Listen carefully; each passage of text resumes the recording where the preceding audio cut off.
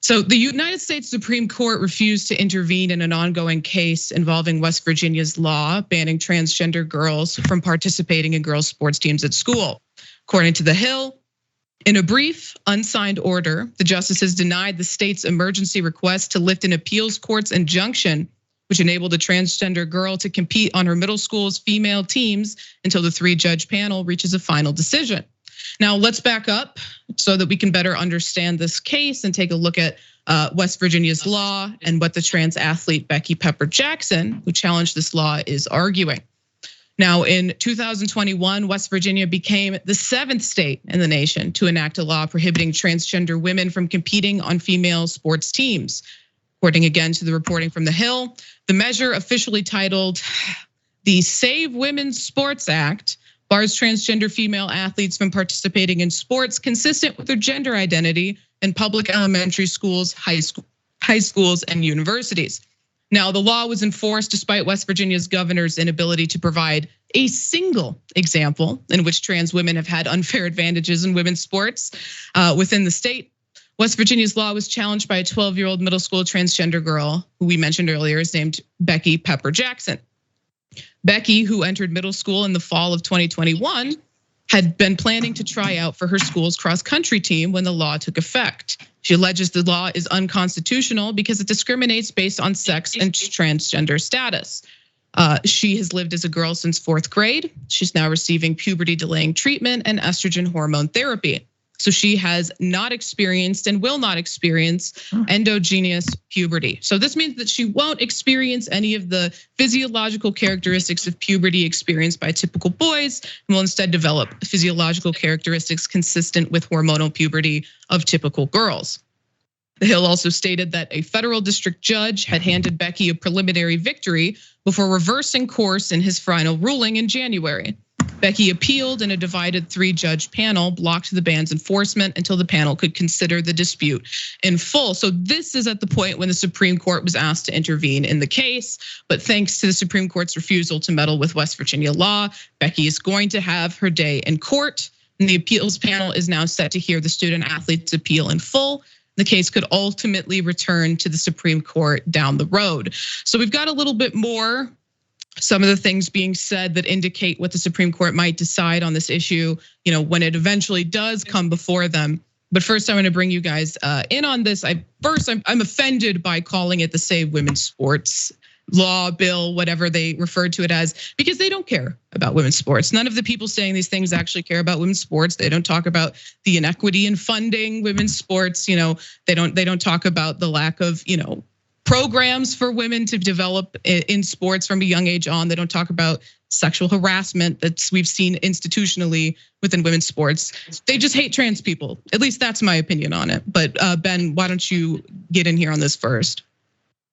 Yeah, I think this is a rare bit of good news from the Supreme Court, from the conservative Supreme Court. So it's somewhat surprising. And I would like to, on air, correct something I've said on the air too, because I've not always been very well educated on this issue. And pretty recently, I even said on air on TYT that I didn't think that it was necessary for transgender women, particularly, to compete on female sports teams, and never had an issue with it the opposite way. So I never viewed it as something that was in any way against the trans community, because I just was trying to also protect what I did view as unfair advantages. And then a lot of people on Twitter educated me on it, and I had a lot of conversations after that episode recently and read a lot of research and changed my opinion on that. I realized that there is so much misinformation out there, and in fact that if a transgender woman is on hormone therapy for 1 to 2 years, practically all advantages do disappear. And so in that case, it does seem completely unnecessary to create another wedge issue and to deny people the sports team that they identify with, and that they would be that they feel they should be able to compete on. And there is no epidemic of transgender women that are also winning female sports as well. So the issue does seem to be one that is just designed yet again to drive people apart. And I fell victim to it as well. So I'm glad that I was able to evolve on that, and it looks like the Supreme Court is even open-minded on it. And so hopefully a lot of people can be more open to data and less just relying on what might hit their brain in a certain way and make a rash knee-jerk reaction to it. So what's interesting here is, any victory for trans people is a victory worth celebrating. There are not that many to go around. But this is not a situation that's over. I mean, the Supreme Court didn't decide the case. It just sent it back to West Virginia to conclude. This will eventually make its way back to the Supreme Court, where we see now that 2 justices are already comfortable saying that they would not support it.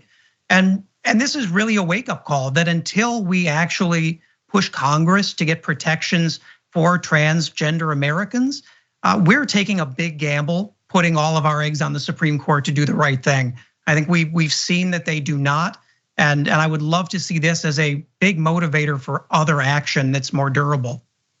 Yeah, exactly. And to that point, now we can discuss a little bit about what the justices have said. So they refused to, at this point, intervene in the case, but there was a dissent from conservative justices Clarence Thomas and Samuel Alito, and it's really telling about where the court is at with trans rights. So Business Insider reported from that dissent. They stated, "I would grant the state's application," Alito and Thomas said in their dissent. "Among other things, enforcement of the law at issue should not be forbidden by the federal courts without any explanation. The dispute concerns an important issue that this court is likely to be required to address in the near future, particularly whether states can restrict participation in women's or girls' sports based on genes or physiological or anatomical characteristics." So I'll say the Supreme Court, which looks fairly similar. There's been some changes when it decided Bostock versus Clayton County in 2020, as it does now. A lot of the same justices, particularly conservative justices, were on the court then, and that was the case where they decided that it is illegal to discriminate against transgender individuals. That case was about employment, but it was signed. The opinion was signed on to by Justice Roberts, and it was actually written by the conservative Justice Gorsuch, which was genuinely surprising. So there is some, hope when this issue does come before the Supreme Court. But I think, like Max, what you were touching on is, we can't expect them to be consistent. Right, the conservative justices within the Supreme Court have shown that they're willing to change their minds on any issue, and it seems like at the whim of the Federalist Society and what the right-wing billionaire donor class has decided that they should be deciding that as the right response to that issue at any given time on any given day. And Justice Roberts in particular is not someone I see as someone with a backbone to stand up for anything that he might even personally believe, and he will, in my opinion, roll over. But there is this sort of precedent there among the conservative justices, at least those 2, that they might vote in favor, of an issue deciding trans rights, but we'll have to wait and see. Yeah, I think also something else that is worth noting when people try to use this as an issue to drive the country further apart is to look at the highest levels of athletic performance. And something that also was brought to my attention is that the Olympics has allowed this for a very long time already, has allowed transgender athletes to compete in the sport that matches their identity. And to this date, also a transgender athlete has not won, and that's at the elite levels. And so, not that we wouldn't encourage them to win the sport, but the point simply being that it proves that even at the level where the Olympics, you always see, of course, as the best. It's the standard bearer for what sports should be. And if the International Olympic Committee is comfortable with it, then why shouldn't lower levels of athletic competition be comfortable with it?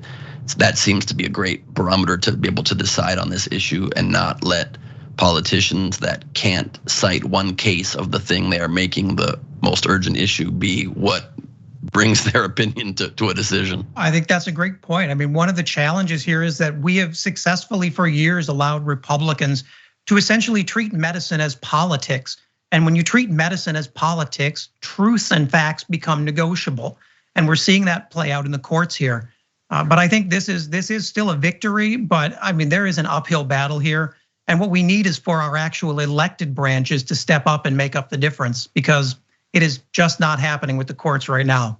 Yep, it's definitely an uphill battle, and we will keep everybody informed on it as it continues with this case and the battle for trans rights and civil rights in this country. Thanks for watching The Young Turks. Really appreciate it. Another way to show support is through YouTube memberships. You'll get to interact with us more. There's live chat emojis, badges. You've got emojis of me, Anna, John, JR. So those are super fun. But you also get playback of our exclusive member-only shows and specials right after they air. So all of that, all you gotta do is click that join button right underneath the video. Thank you.